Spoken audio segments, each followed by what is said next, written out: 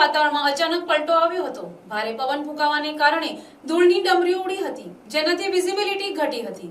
શહેરના અનેક વિસ્તારોમાં વીજ પુરવઠો ખોરવાઈ ગયો હતો, જેના કારણે જનજીવન પ્રભાવિત થયું હતું। આ વાતાવરણીય પલટાને કારણે કેરી, ચીકુ અને શાકભાજીના પાકને મોટા નુકસાનની ભીતિ સેવાઈ રહી છે।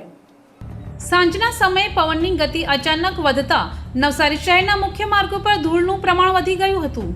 પવન એટલો તેજ હતો કે દ્વિચક્રી વાહન ચાલકોને વાહન થોભાવી દેવાની ફરજ પડી હતી। પવનના જોરને કારણે વીજ લાઇનોમાં ટેકનિકલ ખામી સર્જાતા શહેરના મોટાભાગના વિસ્તારોમાં વીજ પુરવઠો ખોરવાઈ ગયો હતો, જેનાથી નાગરિકોને હાલાકીનો સામનો કરવો પડ્યો હતો। શહેર ઉપરાંત સમગ્ર જિલ્લામાં પવનનું જોર વધુ હોવાથી કૃષિ ક્ષેત્રે નુકસાનની આશંકા છે। નવસારી જિલ્લો કેરી અને ચીકુના ઉત્પાદન માટે જાણીતો છે।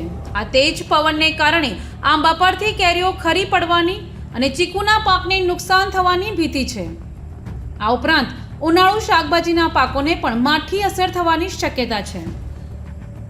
ઉલ્લેખનીય છે કે હવામાન વિભાગ દ્વારા દક્ષિણ ગુજરાતના વાતાવરણમાં ફેરફાર થવાની આગાહી અગાઉથી જ કરવામાં આવી હતી।